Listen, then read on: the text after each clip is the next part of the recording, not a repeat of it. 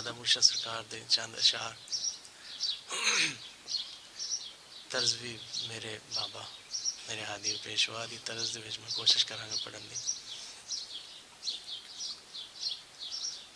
अलफ असां दी वख नहीं माही किसनू ढूंढण जावा शहर गरावा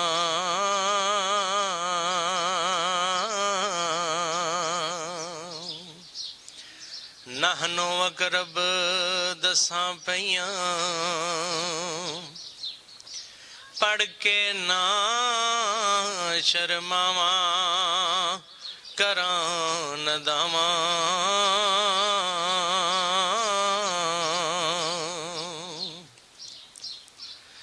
अकल वहम दे पिछे लग के दर दर तके खावा पालन जावा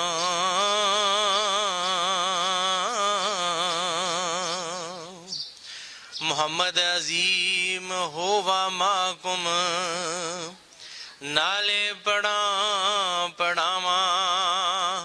समझ न पावा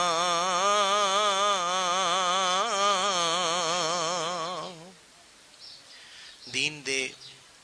खाली एक जार परस्ती दुते जेड़े लोग लगे और सिर्फ उत्थे ही लगे रहे उन्होंने वास्ते एक बड़ी खास किस्म की हदायत जनाब सरकार मोहम्मद अजीम रहमतुल्लाह ताला मेरे दादा मुर्शद सरकार जनाब फरमाते ने पे कि ये तो कोई शक नहीं कि मालक साढ़े तो वखरा नहीं अलफ असां थी वख नहीं माही किस नूं ढूंढण जावां साढ़े तो वखरा तो है नहीं तो लभण किधर जावां क्या खालक दा वाज़े अगे जनाब हवाला कुरान दा देंदे ने भी क्या खालक दा वाज़े फरमान नहीं वह माकुम ऐनमा कुंतुम जहाँ कहीं तुम हो मैं तुम्हारे साथ हूँ मतलब फिर मालिक तो बिल्कुल नाल है ते किधर नूं लभण जावां किस पासे नूं मैं जावां उहदी तलाश दे विच अगे जनाब ने सारे मसले का हल भी आप ही समझा दिता है कि अकल गो आस्तां से दूर नहीं हाँ मगर उसके नसीब में हजूर नहीं यानी वो मालिक दे उस खास मार्फत दे राज तो अनवाकफ रहिंदा है जेड़ा दादा मुर्शद दी जुबान सरकार दी विच बोलां ते जनाब ने फरमाया कि अकल वहम दे पिछे लग के दर दर तके खावा क्योंकि मैं अकल वाले तेरी दुनिया से परेशान गए इश्क वाले तुझे हर रंग में जान गए क्योंकि ये जो भी है जहान दे विच इस रंगो बू दे जहान दे विच जितने भी रंग नज़र आते हैं ना पे ये है असल विच किसी बेरंग दे रंग ने ते इश्क वाले रंगां दे विचों बेरंग नूं वेख लेंदे ने क्योंकि उन्होंने पता लग जाता है कि ये जो कुछ रंगां च नज़र आ रहा ना मेरे बाबा अक्सर एक शेर पढ़ते होंदे सन कि बेरंगी अते रंग हज़ारां पर तेनू समझ ना आवे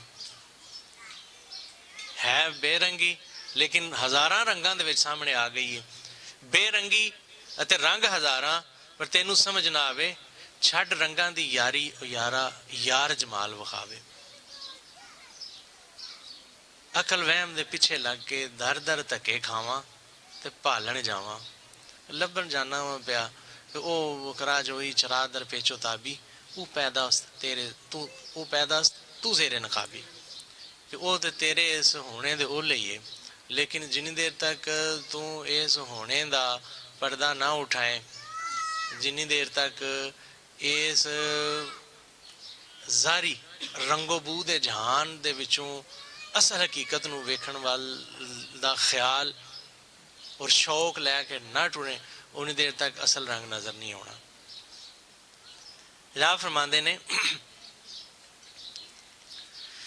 बेबुदू तू आपे होयो बुद्ध गवाई सारी लाई नहीं यारी।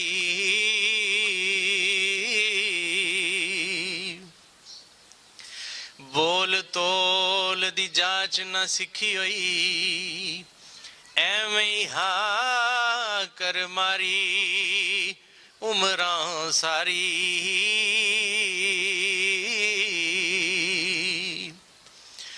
ਗਲ ਵਿੱਚ ਤਸਬੀਹ ਮਾਲਾ ਪਾ ਕੇ ਰੀਸ਼ ਮੁਬਾਰਕ ਪਾਰੀ ਖੂਬ ਸਵਾਰੀ।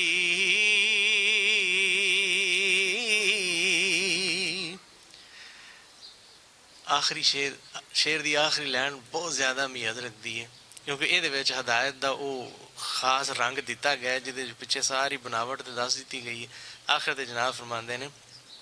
मुहम्मद अजीम कामल बाजों औगत उमर गुजारी जिंदगी सारी।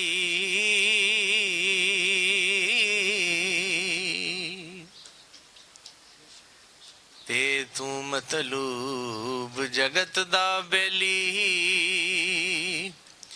तैं विच कुल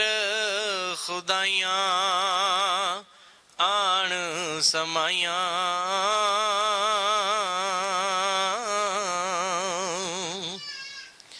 तैं विच खाना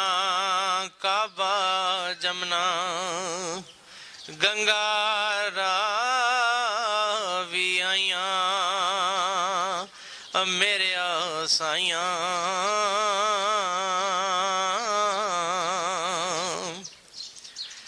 आदम जिन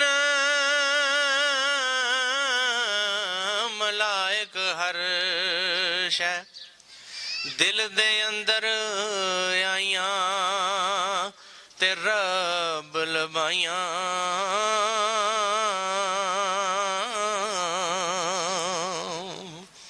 मोहम्मद अजीम पत ना हिले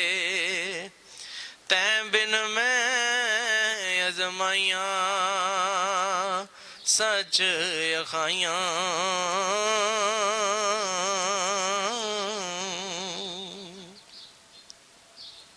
आखिरी शेर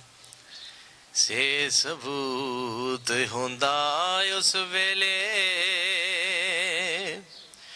जिस दम मिले इशारा समझ प्यारा।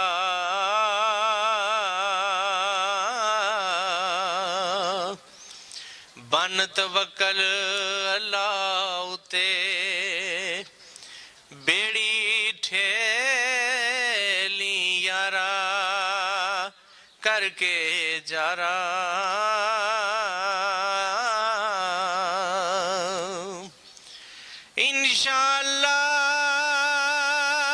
इंशाअल्लाह पार लगासी ते वंज लाई कर चारा मिले किनारा।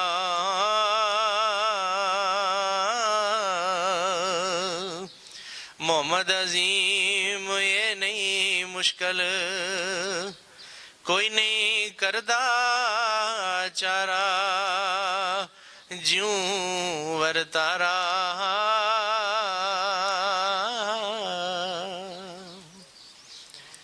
कम औखा नहीं लेकिन चलन वाले बहुत घट ने। दरअसल ज़ारियत का एक ऐसा पहलू जिहदे विच इंसान इन्ना खो गए ने कि असल हकीकत नूं भुल गए ने।